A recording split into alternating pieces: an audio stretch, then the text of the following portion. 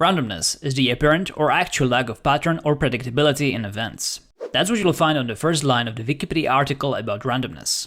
I think that it is for the best to start this video with a definition of what we are going to talk about, even though defining randomness is a rather sketchy business, as things defined are not really random anymore. Nonetheless, this definition will serve us well as a starting point. After all, this is how most people do think about randomness. However, this way of thinking about it has one significant shortcoming, which was and is a source of a lot of confusion.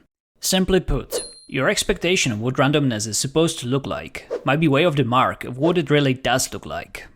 To demonstrate to you my point, I have an example for you. On your screen, you can now see two binary lines. One of them was randomly generated, the other was not. Can you tell which one is random? The way you can think about this is as which of the two lines could have been produced by tossing a coin 25 times in a row. Just instead of heads and tails, there's a 0 and 1 on the sides. Have a look, pause the video if you want more time, and make your guess.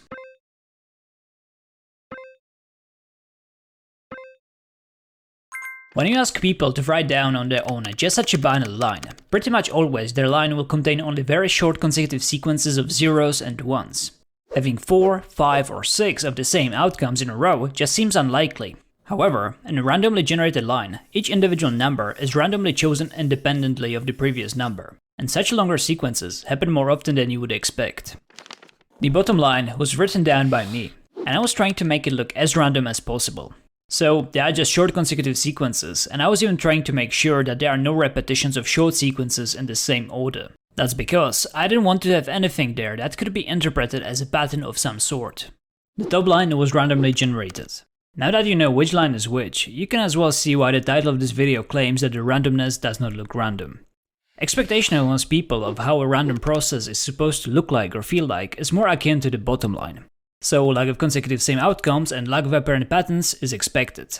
But in truly random process, there is nothing that would stop consecutive same outcomes or patterns from occurring, randomly. But does that mean that something like you can see on the bottom line can't happen randomly as well? Of course it can happen, and it will happen. But the point is that people are underestimating just how often chance coincidences can occur, and that the bottom line is certainly not a good representative example of randomness. What is then?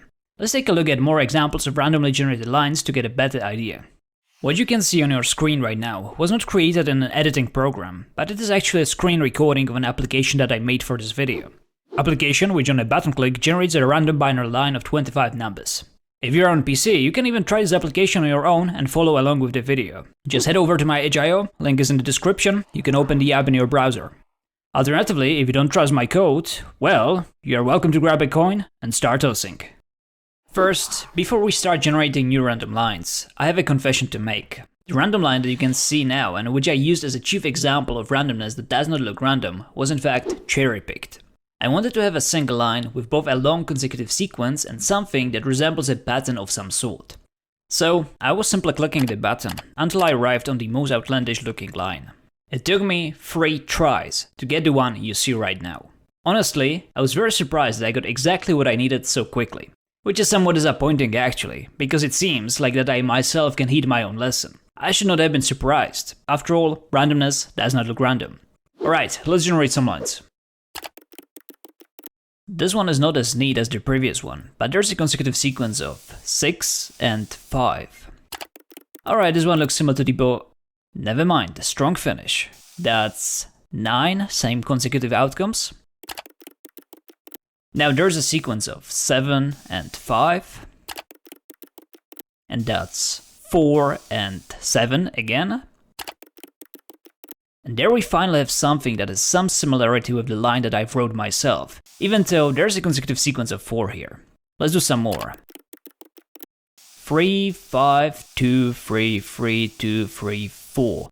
Not such long consecutive sequences here, but it still looks oddly neat and polished. Whoa, this one is similar to the original cherry-picked line. How many ones are there? 1, 2, 3, 4, 5. 5 to 20. You would never guess that such a line was produced by 50-50 coin. Alright, let's generate some more, at least until we arrive at one more line closely similar to the bottom line. Surely not this one. That's 2 consecutive sequences of 7 back to back. Here are 5 and 4. There we go, perfect. Well, after what we just saw, I guess that we can all agree that the bottom line, which represents common expectation of most people, is not a typical, but actually it is a fairly rare occurrence. The original top line was not so typical either, to be fair.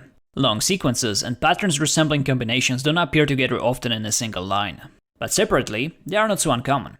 However, my program seems to be generating consecutive sequences of 7 suspiciously often. Out of some 10 tries, we saw 4 of them, and in one line they even appeared back to back. Based on that, someone can go as far as to call my program biased even. Luckily, there is a way to find out whether it is biased or not, and that is to take a look at a large sample of data. I just need to rework my program a bit for this. So, now I'll instruct my program to generate the random line 1,000 times over and to collect statistics from it. With this, we can not only find out if my program works as supposed to, but we can as well find out how often we can expect consecutive sequence of certain length to occur on average. Here's how it works. At the bottom of the screen, you can see a table labeled as a sequence statistics. That's where our data will be stored. Number in the first column represents the length of the consecutive sequence of either zeros or ones. So number 3 stands for either 000 or 111. Number 4 stands for 0000 or 1111, and so on. Second column tells us how many times that particular sequence has appeared, and third column is showing us in what percentage of total lines that sequence was generated. Quick demonstration. I will generate one line, and you can see that it has found one consecutive sequence of 3, 4, and 5. So far, we have generated just one line, so a consecutive sequence of 3, 4, and 5 was found in 100% of cases. You can see that there are 2 separate consecutive sequences of 3 here, but it was written down as 1 in statistics.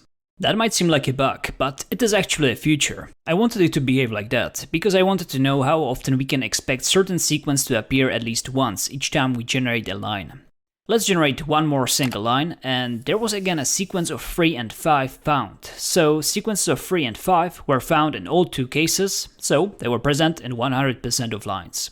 But sequence of 4 was found just once, so in 50% of cases so far. Alright, without further ado, let's generate 10,000 lines.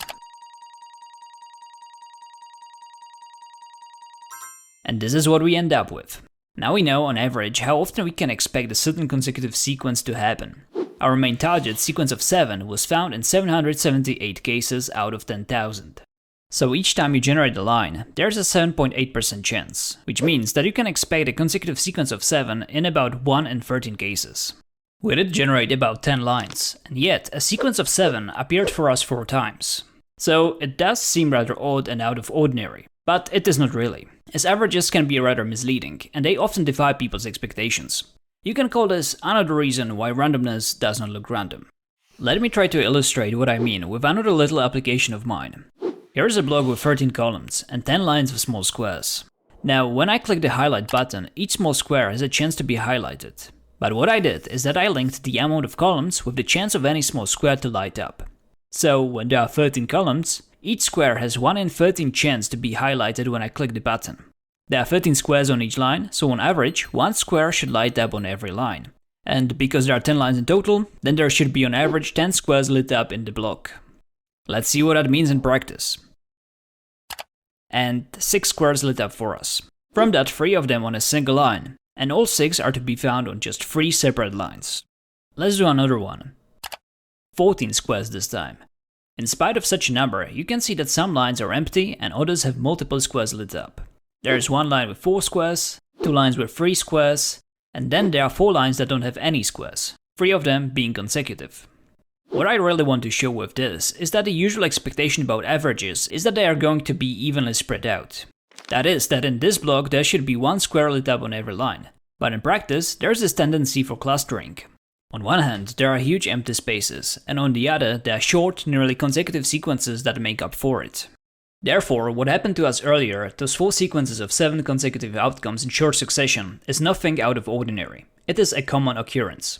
To give you some real-life example of this, recently, where I live, there was a crime spike of the worst kind.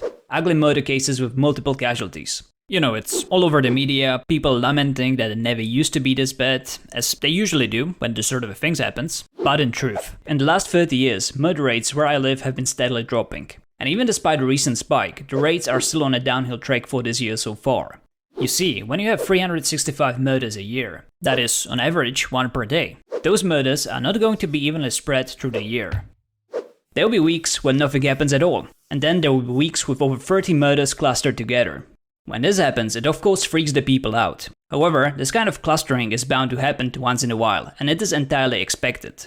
This phenomenon can be in fact extended to multiple things, like sudden back-to-back natural disasters all over the globe. Or there can be a chain of unrelated transportation disasters that can happen in close succession. Maybe several really famous people will die in a short span of time.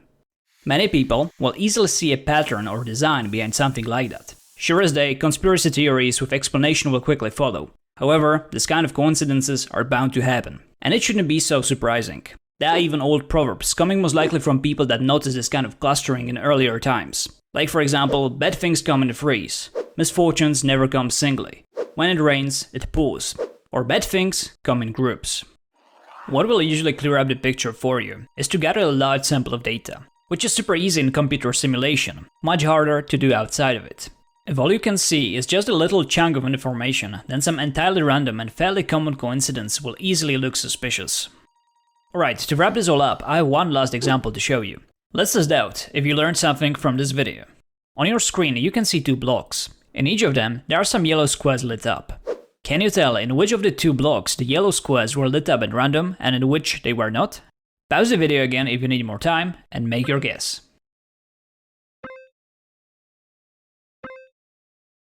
To most people, the one on the right appears more random, probably because the squares are smoothly distributed all over the place without following any perceived structure. In the block on the left, squares have a tendency to group together and even form a sort of shapes that look rather suspicious. Suspicious are as well the large empty spaces which are the result of squares being lumped together. There are exactly the same amount of squares lit up in both blocks, but because the squares on the left are packed together, it appears as there are fewer of them in total. After watching this video, it will come to you as no surprise that the random block is the less intuitive one. So in the one on the left, the lighting of the squares is not governed by any rule and it is entirely random. Counterintuitively, in the random process, it is actually the clustering that is to be expected, and even distribution is something to be suspicious of. In the right block, the squares were actually lit up at random as well at first. But what happened is that on lit up, they also claimed the area surrounding them. Claimed area was banned from further use, and this resulted in that even spacing that you can see. Alright, that's it for this video. Thanks for watching. Bye bye.